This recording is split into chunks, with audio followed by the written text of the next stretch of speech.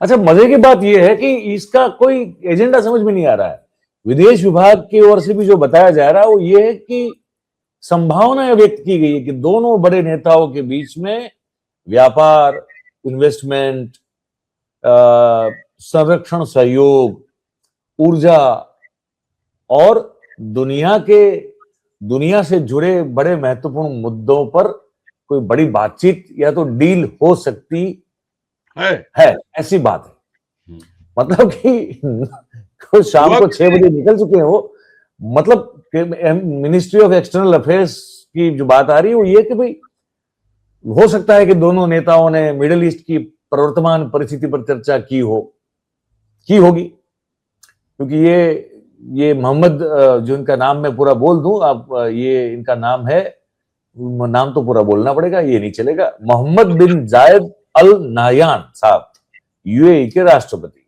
ठीक है, अब ये इस जैसे मौके पे आए हैं तो ये एमईए कहता है, हमारा मिनिस्ट्री ऑफ एक्सटर्नल अफेयर कहता है कि पश्चिम एशिया में स्थिति काफी संवेदनशील है, तनाव बना हुआ है, यमन में भी यूएई और सऊदी अरेबिया के बीच में तनाव चल रहा है। ये एमईए का मैं वर्जन कह रहा हूं। तो दोनों देश, हमारा मतलब हम और यूएई जो देशों का समूह है, वो ऊर्जा बात ये तो समझ में आता है। ऊर्जा सुनते तो कौन सा नाम आता है हमारे दिमाग में? एनर्जी में कौन है, ये समझ लीजिए आप। तो ऊर्जा को लेकर जो है वो मजबूत भागीदारी है। इसके साथ साथ local currency settlement system, bilateral investment treaty को से भी जो है अच्छे संबंध बने हैं।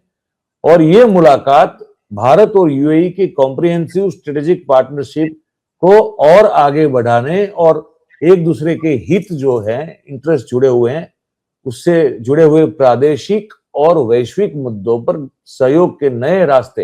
अब ये नए रास्ते क्या होते हैं अभी भी तो होके आए हैं वो यूएई। अभी यूएई तो होके आए थे, कहां होके आए थे वो? सऊदी अरब गए थे।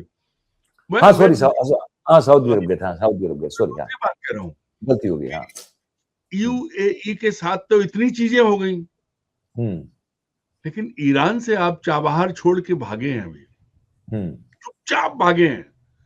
जहां बहुत बड़ा स्टेक था भारत का, वो आपने किसके डर में छोड़ दिया? क्यों छोड़ दिया?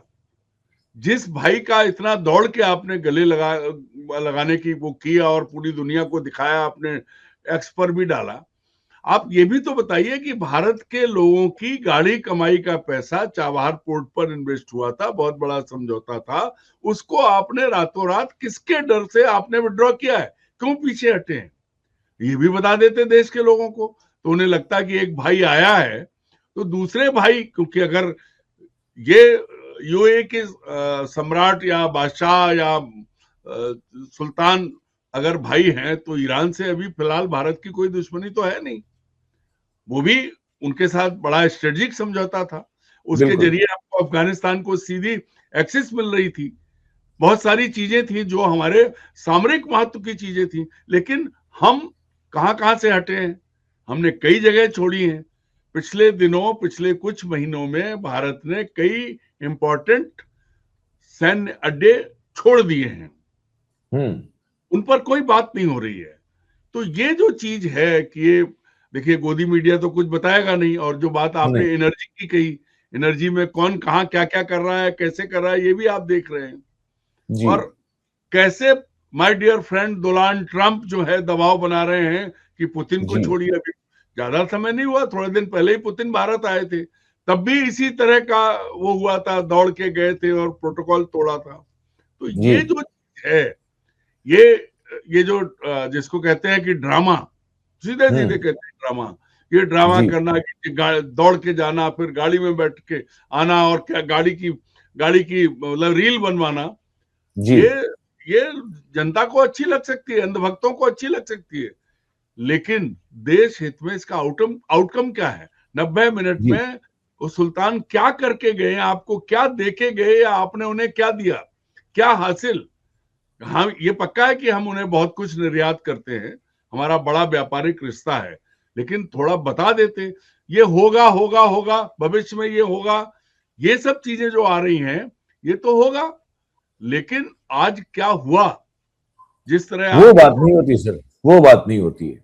नहीं, अगर जिस तरह प्रोटोकॉल तोड़ा और आपने ट्वीट किया, अरे तो एक बार खुद ही लिख देते कि मैंने ये किया है, क्योंकि मीडिया से तो आप बात करेंगे नहीं, मीडिया के सामने आप आएंगे नहीं, उसके लिए आपने मिस्री को रखा हुआ है। वो मिस्री बेचारे क्या जवाब देंगे जब वो थे नहीं। अब तो मिस्री कम आ रहे हैं, अभी वो जायसवाल साहब ज्यादा आ रहे हैं। नहीं, वही जायसवाल और मिस्री दोनों लोग वो तो वहां थे नहीं, तो क्या बताएंगे। और मयूर भाई सबसे बड़ी चीज ये है कि ये जो फिर वही बात आती है, ये जो नौटंकी, ये जो नाटक आप कर रहे हैं, ऐसा तो नहीं कि कोई चीज छुप जाएगी, चाह बाहर से आप हटे, ठीक है। मेन स्ट्रीम मीडिया ने, विजुअल मीडिया ने तो उस पर बात ही नहीं की। इकोनॉमिक टाइम्स में सबसे पहले खबर छपी थी और उसके बाद खंडन आज तक नहीं हुआ है कि हम नहीं हटे, और घोषणा भी नहीं की कि हम हट गए हैं। तो ये जो चीज है, ये जो आप 56 इंच का सीना बताते थे, वो 6 इंच से भी कम हो जाता है। जी बिल्कुल बिल्कुल सही बात। ये इस पर भी कभी बोलिए तो अच्छा लगेगा, अच्छा लगेगा, बहुत सही बात है। और इससे अब्दुल भी खुश होगा और नमाज पढ़ने वाले भी खुश होंगे कि उनकी बात हुई। उन्हें घुसपैठिया बता रहे हो आप अपने लोगों को, और इनके लिए बाहें फैला रहे हो।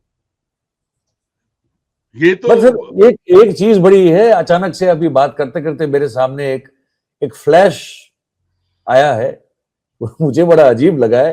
हालांकि इस बात का हमारी अभी की बातचीत से कोई संबंध नहीं है, लेकिन पता नहीं क्यों मुझे बताने का मन हो रहा है।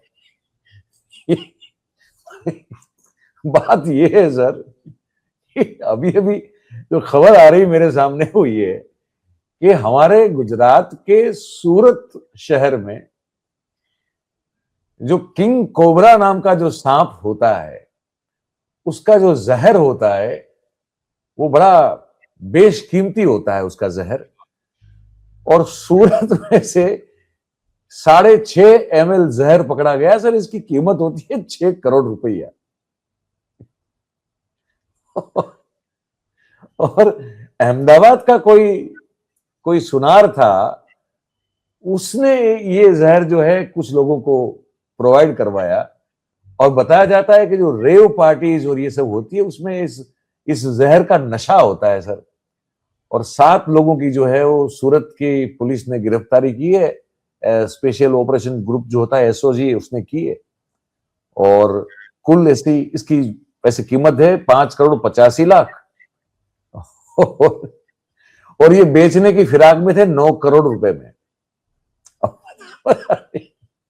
इसका क्या करे, गजब है। लेकिन अब आप देखिए, अब आपने कहा तो मैंने भी खबर सुनी थी अभी कि शायद सूरत में हुआ है कि शराब पीकर एक आदमी कल रात को 12-13 लोगों को कुचल दिया। नहीं, ये तो अहमदाबाद का है हमारा। अहमदाबाद का, सॉरी।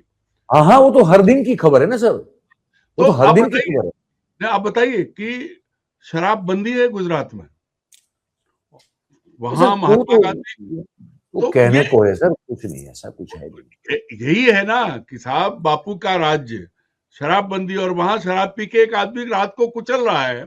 ऐसे में अगर कोबरा का जहर निकाल कर बेचने लगे लोग, वो भी गुजरात में, तो ये भी एक तरह का बड़ा इनोवेशन है।